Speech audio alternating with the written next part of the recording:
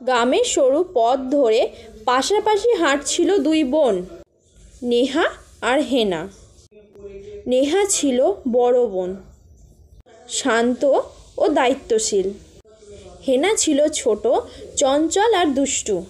ওদের বাবা মা সারাদিন মাঠে কাজ করত, তাই দুই বোন বেশিরভাগ সময় একসঙ্গে কাটাতো। গ্রামের পাশেই একটা বড় পুকুর ছিল, সেখানে সবাই মাছ ধরতে যেত ও কাপড় কাচত। মা বারণ করে দিয়েছিলেন, নেহা পুকুরের ধারে যাবি না, খুব গভীর পুকুরটা, পা পিছলে গেলে বিপদ হবে। কিন্তু হেনার তো দুষ্টুমির শেষ নেই, নিষেধ মানা তার স্বভাব বিরুদ্ধ। একদিন দুপুরবেলা নেহা বাড়িতে বসে পড়ছিল, আর হেনা চুপি চুপি বাইরে বেরিয়ে গেল। তার ইচ্ছা হলো পুকুরের স্বচ্ছ জলে একটু পা ভিজিয়ে আসি।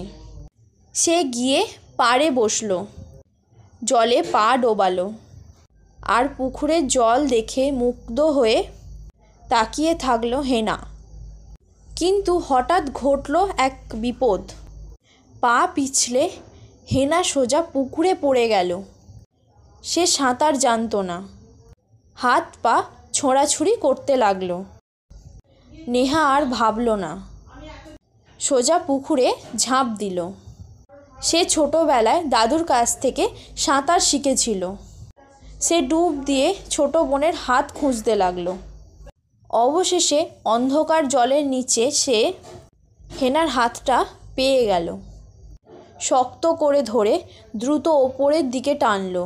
কিছুক্ষণের মধ্যেই সে হেনাকে পাড়ে তুলল। হেনা তখনও কাশছে ও কাঁপছে। নেহা ওকে শক্ত করে জড়িয়ে ধরল। বোকা মেয়ে, তোর কিছু হলে আমি কি বলতাম? হেনা কাঁদতে কাঁদতে বলল, দিদি, তোর কথা শুনলে আমার কিছু হতো না আজ। নেহা হেসে মাথায় হাত বুলিয়ে দিল। তুই যদি আমার কথা শুনিস, তবে আমি তোর সব বিপদ দূর করে দেব বোন। সেদিনের পর থেকে হেনা সত্যি বদলে গেল।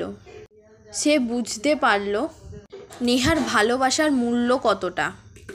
দুই বোনের এই প্রতিশ্রুতি রইল সারা জীবনের জন্য, একজন আর একজনের পাশে থাকবে, সব সময়, সব পরিস্থিতিতে। গল্পটা ভালো লাগলে অবশ্যই লাইক, কমেন্ট অ্যান্ড সাবস্ক্রাইব করে দিও।